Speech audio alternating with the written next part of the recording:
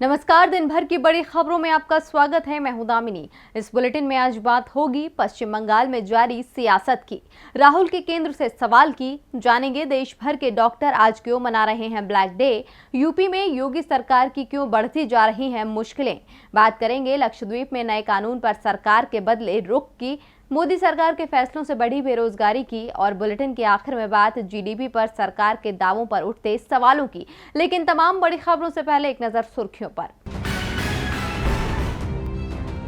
अकारण याचिका दायर करने वालों पर सुप्रीम कोर्ट का सवाल, कहा फालतू की याचिकाएं हमें निष्क्रिय बना रही हैं, जरूरी मामलों को नहीं दे पा रहे वक्त। महामारी की दूसरी लहर का उद्योगों पर पड़ा असर, मैन्युफैक्चरिंग सेक्टर की गतिविधियों में मई महीने में आई गिरावट, परचेजिंग मैनेजर्स इंडेक्स यानी पीएमआई मई में गिरकर 50.8 पर पहुंचा, अप्रैल में 55.5 था पीएमआई। वैक्सीन की कमी को लेकर दिल्ली हाईकोर्ट का केंद्र को निर्देश, युवाओं को प्राथमिकता दीजिए, इन्हीं पर भविष्य निर्भर करता है, आपके पास वैक्सीन नहीं है तो घोषणा क्यों करते हैं। शेयर बाजार में मामूली गिरावट, दिन भर के कारोबार के बाद 2 अंकों की गिरावट के साथ 51,936 पर बंद हुआ सेंसेक्स, निफ्टी 8 अंक की गिरावट के साथ 15,575 पर हुआ बंद। सुर्खियों के बाद बात आज की बड़ी खबर की। यास तूफान तो निकल गया, लेकिन अपने पीछे नुकसान के साथ ही सियासी गर्मी भी छोड़ गया। पीएम नरेंद्र मोदी तूफान से हुए नुकसान का जायजा लेने बंगाल गए थे। दावा किया जा रहा है कि पश्चिम बंगाल की सीएम और मुख्य सचिव ने पीएम को 30 मिनट इंतजार कराया। वैसे ममता बनर्जी का दावा इसके उलट है। इस बीच मुख्य सचिव अलापन बनर्जी को दिल्ली तलब करने को लेकर राज्य और केंद्र आमने सामने आ गए। अलापन ने दिल्ली रिपोर्ट नहीं किया, बल्कि 31 मई को ममता बनर्जी ने उन्हें रिटायर कर दिया। वैसे केंद्र सरकार अब उन पर कार्रवाई की तैयारी कर रही है।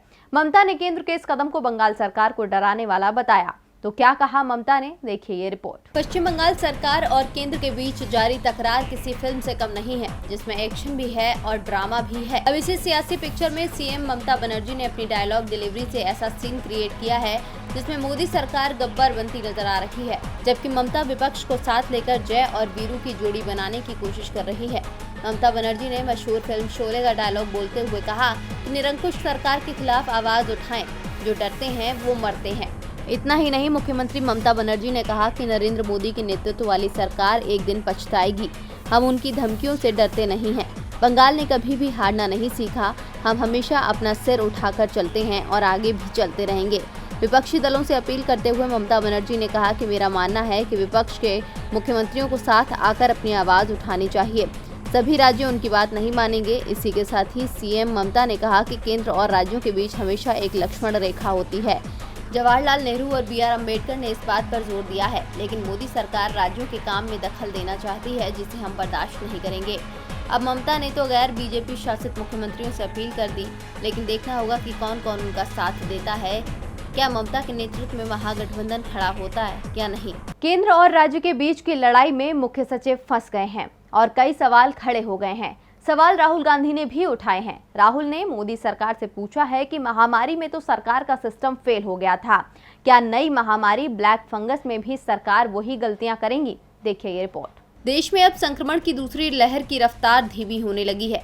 हालांकि संक्रमण से जान गंवाने वालों का आंकड़ा अब भी डरा रहा है। संक्रमण की दूसरी लहर से मुकाबला करने के लिए पूरे देश को कई मुश्किलों का सामना करना पड़ा, क्योंकि सरकार की तरफ से अव्यवस्थाओं की भारी कमी थी। इससे जनता तो परेशान थी ही, साथ ही इस बीच विपक्ष की तरफ से भी महामारी के प्रबंधन और वैक्सीनेशन नीति को लेकर केंद्र सरकार पर लगातार सवाल उठाए जा रहे हैं। इसी कड़ी में कांग्रेस नेता राहुल गांधी ने एक बार फिर सरकार पर निशाना साधा। इस बार वो ब्लैक फंगस को लेकर केंद्र से सवाल उठा रहे हैं। राहुल गांधी ने एक ट्वीट के जरिए केंद्र से 3 सवाल पूछे। उन्होंने लिखा कि ब्लैक फंगस महामारी के बारे में केंद्र सरकार स्पष्ट करे। एम्फोटेरिसिन बी दवाई की कमी के लिए क्या किया जा रहा है? मरीज को यह दवा दिलाने की क्या प्रक्रिया है? इलाज देने की बजाय मोदी सरकार जनता को औपचारिकताओं में क्यों फंसा रही है? इससे पहले भी कांग्रेस के पूर्व अध्यक्ष राहुल गांधी महामारी के इलाज में ढीला ढाला रवैया अपनाने के लिए सरकार पर सवाल उठाते रहे हैं। उन्होंने महामारी की दूसरी लहर में बेरोजगारी बढ़ने संबंधी खबर को लेकर भी प्रधानमंत्री नरेंद्र मोदी पर निशाना साधा था।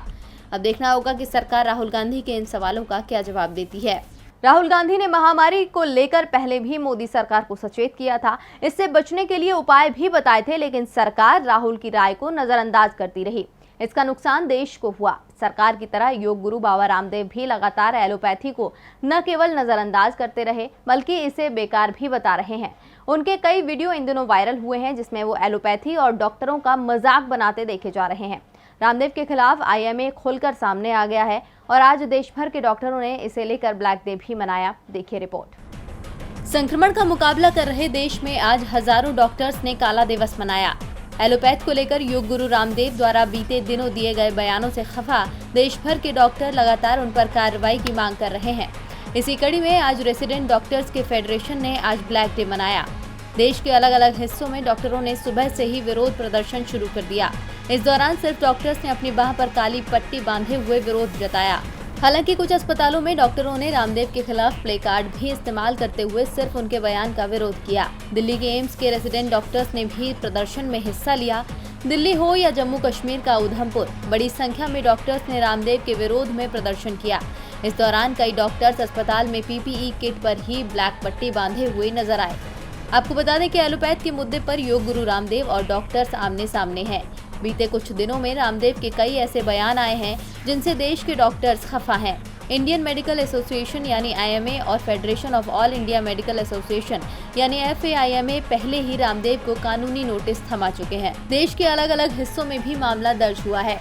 रामदेव ने अपने एक बयान में एलोपैथी का मजाक उड़ाया था और दावा किया था कि इससे लोगों की जान भी जा रही है। हालांकि बाद में जब विवाद बढ़ा तो उन्होंने अपना बयान वापस लिया और कहा कि उनका एलोपैथ को गलत ठहराने का मकसद नहीं है। सिर्फ कुछ दवा कंपनियां ऐसी हैं जो गलत फायदा उठाती हैं। लेकिन अब डॉक्टर्स का दबाव है कि बाबा रामदेव के खिलाफ कार्रवाई होनी चाहिए। महामारी से लड़ाई में सबसे ज्यादा मुश्किलें डॉक्टरों के सामने आ रही हैं। मुश्किल में इन दिनों यूपी की योगी सरकार भी फंसी दिख रही है। पंचायत चुनावों के परिणाम आने के बाद से ही बीजेपी को यूपी में हार का डर सताने लगा है। पार्टी में बड़े बदलाव के संकेत मिलने लगे हैं। लखनऊ से लेकर दिल्ली तक बैठकों का दौर चल रहा है। सीएम और डिप्टी सीएम की कुर्सी मुश्किल में फंसती दिख रही है। ऐसे में सवाल है कि क्या यूपी में बड़ा बदलाव करने का मन बना रही है बीजेपी। देखिए ये रिपोर्ट। उत्तर प्रदेश विधानसभा चुनाव जैसे जैसे नजदीक आ रहा है वैसे वैसे बीजेपी की बेचैनी बढ़ती जा रही है, क्योंकि उपचुनाव और पंचायत चुनाव के नतीजों ने पार्टी को हकीकत का आईना दिखाया है। साथ ही ये भी समझाया कि बीजेपी की बुनियाद मजबूत नहीं है और विपक्ष कमजोर नहीं है। इन चुनावों में खराब प्रदर्शन के बाद अब बीजेपी की चिंता बढ़ने लगी है, जिसकी वजह से वो नेताओं पर गाज गिराने की तैयारी में है, जिसकी झलक मंत्रिमंडल विस्तार में देखने को मिल सकती है। इसे लेकर ही बीजेपी में लगातार बैठकों का दौर तेज है। बीजेपी के राष्ट्रीय संगठन महामंत्री बीएल संतोष नेताओं से मुलाकात करके उनका मन टटोल रहे हैं। उन्होंने सोमवार को पार्टी पदाधिकारियों और यूपी प्रदेश के वरिष्ठ मंत्रियों से एक एक कर मुलाकात करने के बाद देर रात मुख्यमंत्री आवास पर योगी आदित्यनाथ के साथ बीजेपी कोर कमेटी की बैठक हुई। अब वो सूबे के दोनों उप मुख्यमंत्रियों के साथ साथ आरएसएस के प्रांत और क्षेत्र प्रचारक के साथ भी बैठक कर फीडबैक ले रहे हैं। दरअसल योगी सरकार के अब तक के 4 साल से ज्यादा के कार्यकाल में ये पहला मौका है जब बीजेपी में राष्ट्रीय संगठन के नेता ने संगठन के पदाधिकारियों और सरकार के मंत्रियों से अलग अलग मुलाकात कर सूबे की जमीनी हालत का जायजा लिया हो। इससे पहले मुख्यमंत्री की मौजूदगी में सामूहिक बैठकें होती थी, लेकिन इस बार संगठन और सरकार के मंत्रियों के साथ सीधे आमने सामने बैठकर फीडबैक लिया जा रहा है। यही वजह है कि अब इस बात की आशंकाओं को और बल मिलने लगा है कि क्या यूपी में किसी तरह का कोई बड़ा फेरबदल किया जाएगा और इन कयासों के साथ साथ सीएम योगी की भी मुश्किलें बढ़ सकती हैं, क्योंकि अब योगी को किनारे कर बीजेपी खुद बैठकें ले रही है, जिसका मतलब साफ है कि योगी पर क्या भरोसा डगमगा गया है। इसीलिए खुद मोर्चा हाईकमान ने संभाल रखा है। अब देखना होगा कि चुनाव से पहले योगी का क्या होगा। यूपी में योगी की कुर्सी बची रहेगी, लेकिन कई मंत्रियों की कुर्सी जाना तय माना जा रहा है। मंत्रिमंडल के विस्तार को लेकर कभी भी फैसला हो सकता है, लेकिन लक्षद्वीप के प्रशासक प्रफुल्ल पटेल द्वारा तैयार मसौदे पर फैसला जल्दी नहीं होगा। गृह मंत्री अमित शाह ने संकेत दिए हैं कि केंद्र सरकार को जल्दी नहीं है, इसके लिए लंबी चर्चा होगी। तो क्या दावा है लक्षद्वीप के नए कानून को लेकर, देखिए ये रिपोर्ट। लक्षद्वीप में विकास के नाम पर यहाँ के प्रशासक प्रफुल्ल पटेल के निर्देश पर कानून का एक मसौदा तैयार किया गया है, जिसमें बीफ पर प्रतिबंध लगाने और शराब की बिक्री शुरू करने की बात कही गई है। साथ ही जमीन अधिग्रहण की प्रक्रिया को आसान बनाने के लिए कुछ बदलाव किए हैं, लेकिन लक्षद्वीप में इस मसौदे का विरोध हो रहा है। इस बीच लक्षद्वीप में पेड़ों को भगवा रंग से रंगने की खबर भी सामने आ गई है, जिसके बाद केरल और तमिलनाडु में भी लक्षद्वीप के प्रशासक प्रफुल्ल पटेल के खिलाफ विरोध की आवाजें तेज हो गयी। कल सोमवार को केरल विधानसभा में सीएम पी विजयन ने नया मसौदा अस्वीकार करने और प्रफुल्ल पटेल को वापस बुलाने का प्रस्ताव पेश किया, जिसे सर्वसम्मति से पारित कर दिया गया। ये मसौदा इस समय गृह मंत्रालय के पास विचाराधीन है। गृह मंत्रालय की मंजूरी के बाद ये इसे लागू किया जा सकता है। इस कानून के खिलाफ लक्षद्वीप के सांसद मोहम्मद फैजल ने गृह मंत्री अमित शाह से मुलाकात की। मोहम्मद फैजल ने बताया कि गृह मंत्री ने कहा कि लक्षद्वीप के नए मसौदे को स्थानीय प्रतिनिधियों से परामर्श किए बिना अंतिम रूप नहीं दिया जाएगा। जो भी कानून विचाराधीन है उन्हें लक्षद्वीप भेजा जाएगा, जहां जिला पंचायत में स्थानीय प्रतिनिधियों से परामर्श किया जाएगा। साथ ही लोगों को सहमति के अंतिम रूप देने से पहले विचार किया जाएगा। सांसद ने कहा कि लक्षद्वीप विकास प्राधिकरण विनियमन के मसौदे सहित जो भी नए कानून बनाए जा रहे हैं, उसे लेकर लक्षद्वीप के लोगों में तमाम तरह के सवाल हैं, जिसे दूर करने की जरूरत है, क्योंकि स्थानीय लोगों के एक समूह ने पहले ही अदालत में कानूनों को चुनौती दी है। वहीं कांग्रेस नेता राहुल गांधी और केरल और तमिलनाडु के मुख्यमंत्रियों ने भी मसौदे का विरोध किया है। प्रफुल्ल पटेल ने नए कानून का मसौदा तैयार किया, उससे लक्षद्वीप के लोगों की ही मुश्किलें बढ़ सकती हैं। उनके फैसले का विरोध लक्षद्वीप, केरल, तमिलनाडु सभी जगह हो रहा है। गलत फैसले मुसीबत बढ़ा सकते हैं। इसका एक नज़ारा देश भी देख रहा है। मोदी सरकार के गलत फैसलों के चलते पिछले 1 साल में 1 करोड़ से ज्यादा लोग बेरोजगार हो गए। देखिए ये रिपोर्ट। देश इस वक्त उस मुश्किल दौर से गुजर रहा है जहां जनता बुनियादी चीजों के लिए मोहताज हो रही है। एक तरफ इलाज का अभाव है, दूसरी तरफ सरकार की बेरुखी, और इस परेशानी के सबब में महामारी ने लोगों से रोजगार भी छीन लिया है। दूसरी लहर की वजह से देश में 1 करोड़ से अधिक लोगों को नौकरी से हाथ धोना पड़ा है, जबकि पिछले साल महामारी की शुरुआत से लेकर अब तक 97% परिवारों की आय घटी है। Centre for monitoring Indian economy यानी CMIE के मुख्य कार्यपालक अधिकारी महेश व्यास ने कहा कि बेरोजगारी दर मई में 12% रही, जो अप्रैल में 8% थी। इसका मतलब है कि इस दौरान करीब 1 करोड़ भारतीयों को नौकरी से हाथ धोना पड़ा है। उन्होंने कहा कि रोजगार जाने का मुख्य कारण दूसरी लहर है। अर्थव्यवस्था में कामकाज सुचारू होने के साथ कुछ हद तक समस्या का समाधान हो जाने की उम्मीद है, लेकिन ये पूरी तरह से नहीं होगी। इतना ही नहीं, उन्होंने सरकार को हकीकत का आईना दिखाते हुए कहा कि जिन लोगों की नौकरी गई है उन्हें नया रोजगार तलाशने में दिक्कत हो रही है। असंगठित क्षेत्र में रोजगार तेजी से सृजित होते हैं, लेकिन संगठित क्षेत्र में अच्छी नौकरियों के आने में समय लगता है।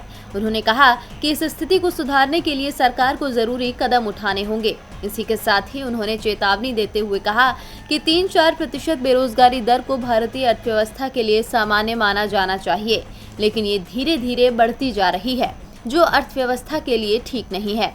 यानी साफ है कि अब तो विशेषज्ञ भी सरकार को सलाह दे रहे हैं कि जाग जाओ सरकार, देश को मुसीबत से बाहर लाओ सरकार। और बुलेटिन के आखिर में बात जीडीपी पर सरकार के दावों पर उठते सवालों की। देश में महामारी के आने से पहले ही अर्थव्यवस्था मुश्किल में फंसी हुई थी, लेकिन जब से महामारी ने देश में पैर पसारे, हालात खराब होते ही चले गए। पहली बार देश की जीडीपी में जबरदस्त गिरावट दर्ज की गई है। इस साल भी तस्वीर ज्यादा अच्छी नहीं दिखाई दे रही है। तो क्या कहते हैं जीडीपी के आंकड़े और कैसी है भविष्य की तस्वीर? देखिए ये रिपोर्ट। पिछले साल शुरुआत में देश में महामारी ने दस्तक दे दी थी। 24 मार्च 2020 को पीएम ने देश भर में लॉकडाउन लगाने का ऐलान कर दिया। लगभग 2 महीने तक चले लॉकडाउन को फिर धीरे धीरे खोला गया। स्थिति सुधरती इससे पहले महामारी की दूसरी लहर आ गई, जिससे देश की जीडीपी में जबरदस्त गिरावट आई।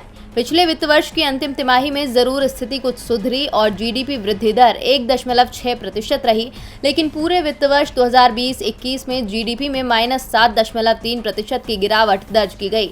वर्ष 2021-22 के लिए पहले अनुमान 13% से अधिक के ग्रोथ का लगाया गया था, लेकिन मार्च में एक बार फिर शुरू हुई महामारी की दूसरी लहर ने इन सभी अनुमानों पर पानी फेर दिया। दुनिया भर की तमाम सर्वे एजेंसियों ने इसमें बार बार संशोधन किया और पहले इसे घटाकर 11% किया और अब 9% के करीब कर दिया है। सर्वे एजेंसी मूडीज ने 2021-22 में भारत की जीडीपी में 9.3% की तेजी का अनुमान लगाया, जबकि एसबीआई के आर्थिक विशेषज्ञों के दावों पर भरोसा करें तो जीडीपी इससे भी कम रहेगी। एसबीआई इकोनॉमिस्ट की रिपोर्ट में कहा कि इस बार महामारी का अर्थव्यवस्था पर अधिक व्यापक प्रभाव पड़ेगा। शहर की तुलना में ग्रामीण अर्थव्यवस्था में अधिक जुझारूपन नहीं दिख रहा है। दबी मांग से चालू वित्त वर्ष के लिए जीडीपी के अनुमान पर विशेष असर नहीं पड़ेगा। अंतर्राष्ट्रीय स्तर पर जिंसों के दाम बढ़ रहे हैं, जिसका असर जीडीपी की वृद्धि दर पर पड़ेगा। कुल उपभोग, व्यापार, होटल, परिवहन, संचार और सेवाओं पर बहुत कुछ निर्भर करेगा। करीब 25 करोड़ परिवारों की आजीविका इन क्षेत्रों पर निर्भर है। एसबीआई के अर्थशास्त्रियों ने दावा किया कि महामारी के चलते 2021-22 में भारत की जीडीपी दर 7.9% हो सकती है, जो पहले के अनुमान के लगभग आधी है। और दिन भर की बड़ी खबरों में मेरे साथ इतना ही। देखते रहिए डीबी लाइव। नमस्कार।